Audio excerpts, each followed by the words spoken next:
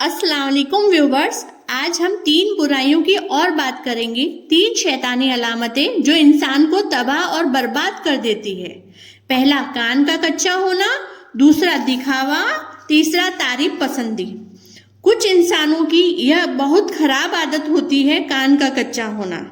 अच्छा या बुरा, सच्चा या झूठा, जो भी आदमी कह दे उस पर जल्दी से यकीन कर लेते हैं और बिना किसी छानबीन और तहकीक के बिना उनकी बात मान भी लेते हैं, उन पर विचार भी करने लग जाते हैं और अपने विचार भी दूसरों के लिए कायम कर लेते हैं।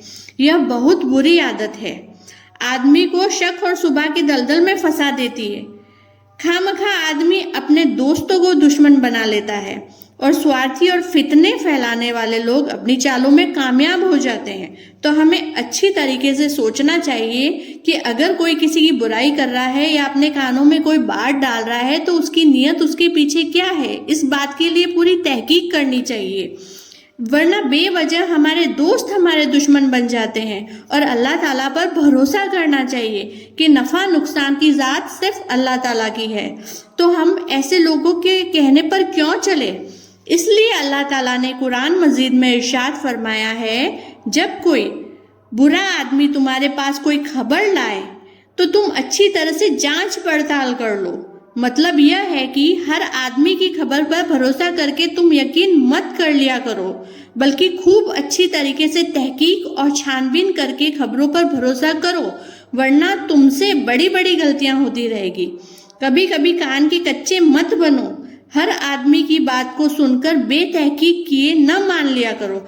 अल्लाह ताला ने कुरान मजीद में ऐसा फरमाया है। दूसरी बुरी आदत है दिखावा करना। दिखावा करना कुछ इंसानों की बहुत गंदी आदत हो जाती है। वह दीन और दुनिया का जो भी काम करते हैं वह शोहरत, नाम, दिखावे के लिए करते हैं।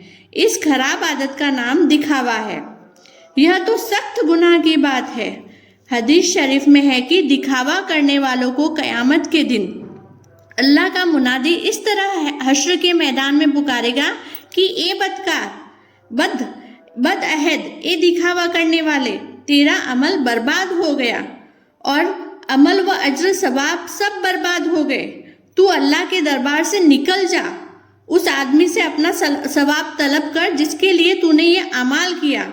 अल्लाह ताला के मुनादी ये उस आदमी को कहेंगे। दिखावा जैसे दान दे रहे हैं तो उसमें भी दिखावा कर रहे हैं, किसी की मदद कर रहे हैं तो उसमें भी दिखावा कर रहे हैं। कुल मिला के अपने आप को अपना हर मुकाम में बेहतरीन दिखाने का दिखावा करना अल्लाह पाक को सख्त नागवार है। इस तरह दूसरी हदीस में तो ये भी बताया है कि जिस अमल में कण भर भी दिखावे का अंश हो उस अमल को अल्लाह ताला कबूल ही नहीं फरमाता।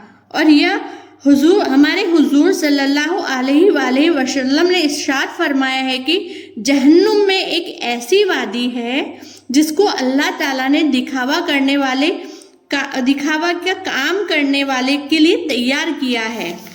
तीसरी बुराई है तारीफ पसंदी। कुछ इंसानों की यह खराब आदत होती है, बहुत खराब आदत होती है। जो आदमी उसके मुंह पर उसकी तारीफ कर दे तो वे खुश हो जाते हैं और जो आदमी उसके ऐबों को बता दे तो वे इस तरह से गुस्से हो जाते हैं, आग बबूला हो जाते हैं, जैसे उनके दुश्मन बन जाएंगे। आदमी के अंदर यह आदत बहुत ज्यादा बुरी है। अपनी तारीफ को पसंद करना और अपने ऐबों पर नाराज हो जाना, यह बहुत गुमराहियों का रास्ता है, गुनाह का स्रोत है। इसलिए यदि कोई आपकी तारीफ करे तो अल्लाह ताला का शुक्रिया अदा करो कि उन्होंने तुमको इस योग्य समझा। और कभी कोई बुराई करे या अपने ऐप को बताए तो ये समझो कि शायद हमें अपने आप को सुधार करना चाहिए। तुमको इस योग्य समझे तभी तो वो तुम्हारी तारीफ कर रहा है, तो इसके लिए तुम्हें इतराना नहीं चाहिए और बेवजह खुश नहीं होना चाहिए। कभी कभी नाराजगी का इजहार भी ना किया करो।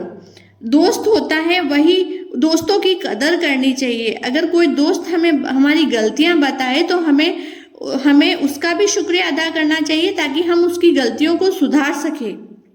हर तारीफ करने वाला दोस्त नहीं होता और हर बुराई करने वाला दुश्मन नहीं होता।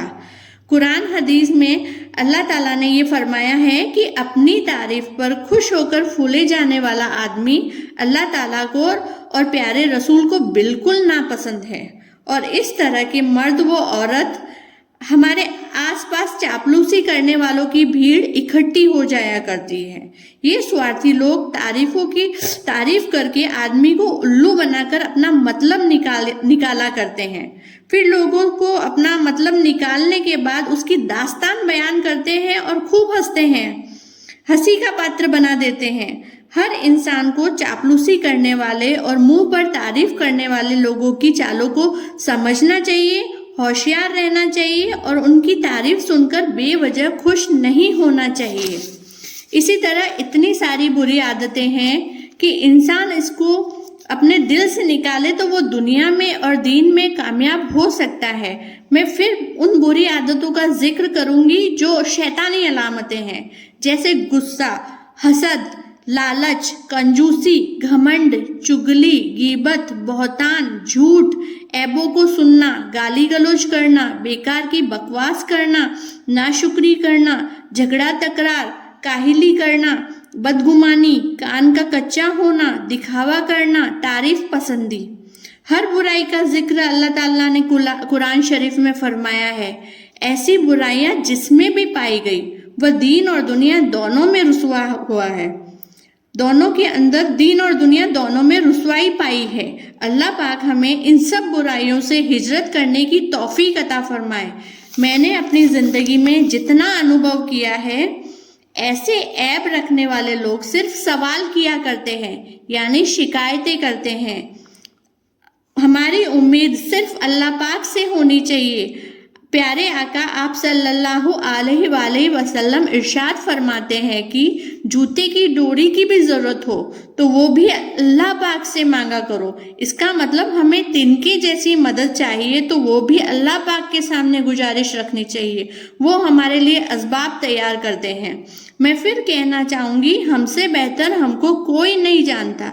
اگر یہ برائی، یہ بری علامتیں ہم میں سے کسی کے اندر بھی ہے تو ہمیں اسے نکالنے کی کوشش کرنی چاہیے اللہ پاک کے لیے۔ اور سوچو، ہم ایسا کریں گے تو اللہ پاک ہم سے کتنے راضی ہو جائیں گے اور ہمیں دین اور دنیا دونوں میں نئی چیزیں سیکھنے کو ملے گی۔ اللہ پاک کو راضی کرنا ہی ہمارا پہلا کام ہونا چاہیے۔ آمین۔